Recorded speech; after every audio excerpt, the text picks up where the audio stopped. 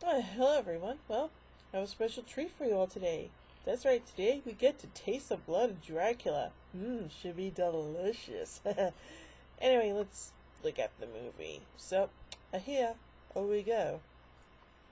A businessman named Weller is traveling through Eastern Europe when he is thrown from his carriage during a struggle and knocked unconscious. After regaining consciousness, he discovers it is night time.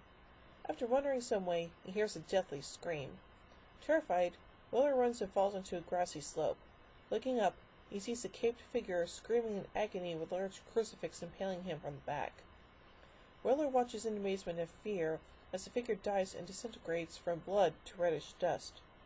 After examining the remains, Weller finds a ring, a cape, and a brooch with dried blood on it. Dusting away the dried blood, Weller is petrified by the name on the brooch. Dracula. Dun dun dun. Three English gentlemen, William Hargood, Samuel Paxton, and Jonathan Secker, having formed a circle ostensibly devoted to charitable work, but in reality they indulged themselves in brothels. One night they are intrigued by a young man who bursts into the brothel and is merely tended to after snapping his fingers, despite the brothel keeper's objections. The gentleman informed that he is Lady Courtley, who was disinherited by his father for celebrating Black Mass years ago. Okay. Hoping for more intense pleasures, Hargood meets Courtley outside the brothel. The younger man takes the three to the Café Royal and promises them experiences they will never forget, but insists that they go to see Weller and purchase from him Dracula's ring, cloak, and dried blood. Okay. Having done so, the three meet with Courtley at an abandoned church for a ceremony during which he puts the dried blood into goblets and mixes it with drops of his own blood, telling the men to drink. They refuse, so he drinks the blood himself, screams, and falls to the ground. As he grabs for Hargood's legs, all three gentlemen kick and beat him, not stopping until Courtley dies, at which they flee. While they return to their respective homes and their normal lives, Courtley's body, left in the abandoned church, transforms into Dracula, and vows that those who have destroyed his servant will be destroyed. Yeah.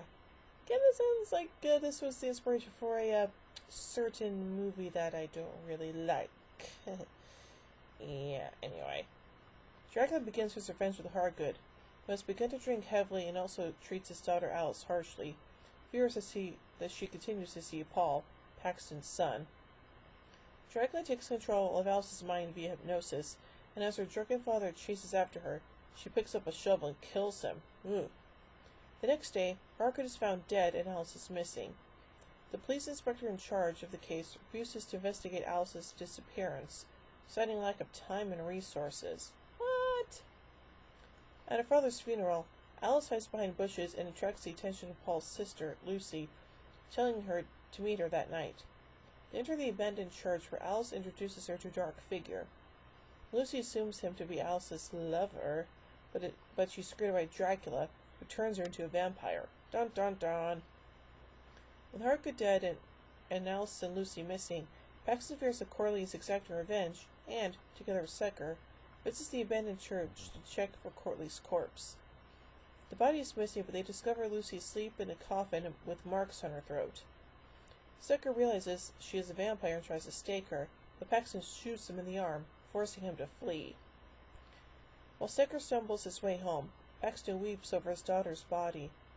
When he finally develops the courage to stake Lucy himself, she awakens, and Dracula appears. Alice pins Paxton down, and Lucy drives a wooden stake through his chest. Ugh. That night, Secker's son Jeremy sees Lucy, his lover, at his window and comes down to see her. She sinks her fangs into his throat, enslaving him while Dracula watches. The vampire Jeremy then stabs his father in Lucy's orders. On the way back to the church, Lucy begs for Dracula's approval, but instead he drains her dry and leaves her destroyed. Back at the church, he prepares to bite Alice, but a cock crows and he returns to his coffin. Okay. Secker's body causes Jeremy's arrest. The police inspector assumes that he hated his father and stabbed him in a rage. Paul disagrees, but the inspector refuses to listen. He hands Paul a letter, the ramblings of a lunatic, he calls it, in which Secker instructs Paul on how to fight the vampires. And again, where the hell is Van Helsing? Following Secker's instructions, Paul makes his way to the abandoned church. He finds Lucy's saying exsanguinated body en route, floating in a lake. At the church, he bars the door with a large cross and clears the altar of black mass instruments, replacing them with the proper materials. Good call. He calls for Alice, who appears together with Dracula. Paul confronts Dracula with the cross, but Alice, still entranced, disarms him. She seeks Dracula's approval, but he dismisses her. Why? He tries to leave, but is prevented by the cross barring the door. His retreat is also barred by a cross, which angry and disappointed Alice threw to the floor. Dracula climbs the balcony and throws objects at Paul and Alice, before backing into a stained glass window depicting a cross. He breaks the glass, but suddenly sees the changed surroundings and hears the Lord's Prayer recited in Latin.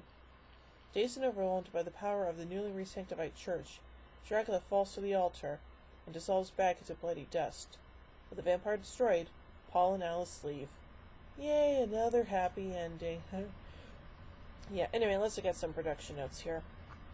Taste of Blood of Dracula was originally written without Dracula appearing at all. With the first release increasing reluctance to reprise the role, Hammer intended to replace Lee and Dracula in the franchise with a Lord Corley character played by Ralph Bates, who would rise as a vampire after his death and seek revenge on Hargood, Paxton, and Secker. Hammer's American distributor refused to release the film without Dracula appearing, prompting Hammer to convince Lee to return, with Dracula replacing the resurrected Courtly. Vincent Price was originally cast to play one of the dissipated British gentlemen, but when the budget for the film was cut, the studio could no longer afford Price, and he was released from his contract. Aww.